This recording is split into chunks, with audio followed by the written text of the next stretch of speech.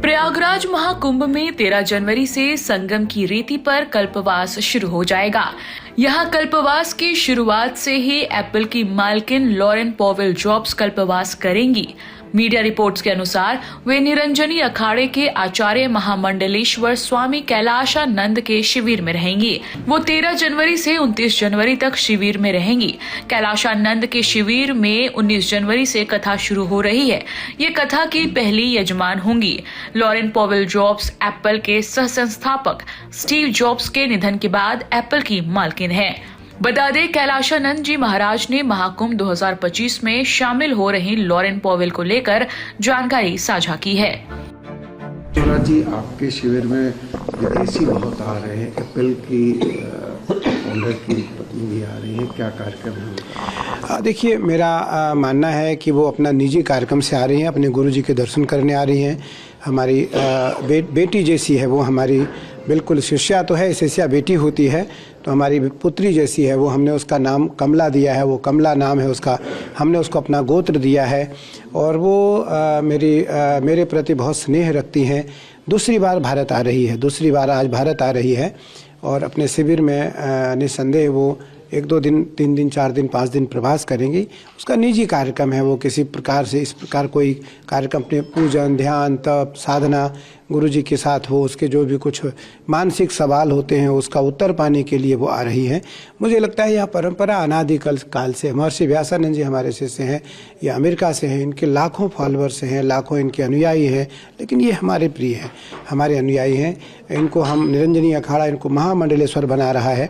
मुझे लगता है यह परंपरा अनादिकाल से है कि हमारी परंपरा पूरी दुनिया में जाए, पूरी दुनिया में वो जाकर के स्थापित हो, लेकिन परंपरा मौलिक हो, परंपरा सैद्धांतिक हो, परंपरा वैचारिक हो, परंपरा आध्यात्मिक हो। उसमें किसी भी प्रकार से कोई लोकप्रियता न हो, कोई लोक हित न हो, उसमें किसी प्रकार से स्वजन हित न हो, लोक हितकारी हो, लोक कल्याणकारी हो, वो स्वजन हितकारी न हो, वो अपना खुद के कोई किसी प्रकार का कोई स्वार्थ न हो। तो महाराज जी, आज वो आ रही हैं, आपकी पेशवाई में भी शामिल होंगी?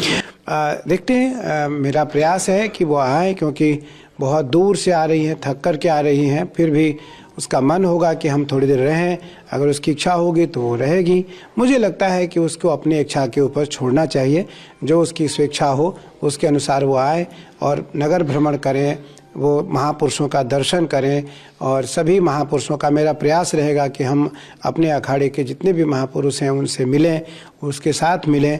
उसको एक अच्छा लगेगा, हमें भी अच्छा लगेगा कि दुनिया की वो लोग हमारे परंपरा से जुड़ना चाहते हैं जो हमारी परंपरा से कभी अपरिचित रहे, जिनको हमारी परंपरा से किसी प्रकार का कोई ज्ञान नहीं रहा। अच्छा महाराज, ये जिज्ञासा होती है कि एप्पल जैसे इतने बड़े संस्थान और वेस्टर्न से जुड़े लोगों की पत्नियां, आखिर क्या मनोभाव होता है आपसे जब बात होती है? तो देखिए, मैं फिर कहता हूँ कि संसार में जितने भी बड़े लोग हैं वो किसी न किसी साधु के शरण में है, किसी न किसी महापुरुष के शरण में है और अच्छा लगता है उनको। एक उनके अंतःकरण में एक आध्यात्मिकता की जागृति होती है, उनके अंतःकरण में एक आत्मानुभूति होती है, उनके अंदर शिवत्व की उन्हें एक झलक दिखता है सन्यासियों में। तो उस कारण महापुरुषों से अनादिकाल से ऐसे लोग स्नेह करते आ रहे हैं। कुछ लोग आ रहे हैं जो सेलिब्रिटीज़ हैं, वेस्टर्न कंट्रीज के हैं, और कौन? बहुत सारे लोग हैं, बहुत सारे लोग हैं। कुछ के निजी कार्यक्रम हैं, कुछ निजी कार्यक्रम से आ रहे हैं, कुछ सार्वजनिक अपना कार्यक्रम भेज करके आएंगे।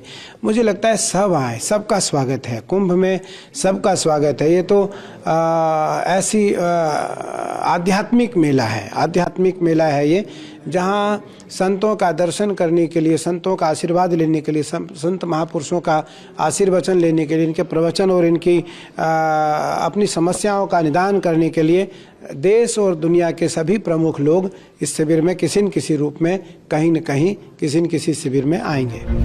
खबरों के मुताबिक इसके अलावा इन्फोसिस फाउंडेशन के संस्थापक नारायण मूर्ति की अरबपति पत्नी विख्यात समाज सेविका सुधा मूर्ति भी संगम में स्नान करने के लिए आएंगी। सुधा मूर्ति के लिए उल्टा किला के पास कॉटेज तैयार किया जा रहा है। रेती पर प्रवास करके महाकुंभ की संस्कृति को समझेंगी। प्रयागराज महाकुंभ में बुधवार को श्री पंच दिगंबर अनी अखाड़ा, श्री पंच निर्मोही अनी अखाड़ा और श्री पंच निर्वाणी अनी अखाड़ा का शाही प्रवेश हुआ। इस दौरान स्वामी राम भद्राचार्य भी महाकुंभ में शामिल होने के लिए पहुंचे।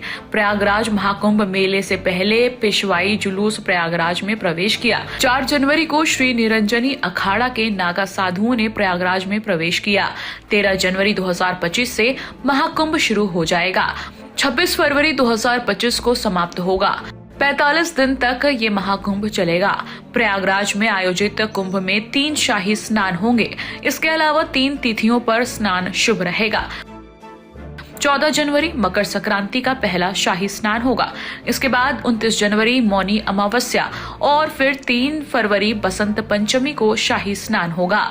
वहीं 13 जनवरी को पौष पूर्णिमा, 12 फरवरी को माघी पूर्णिमा और 26 फरवरी को महाशिवरात्रि पर स्नान की तिथियां हैं।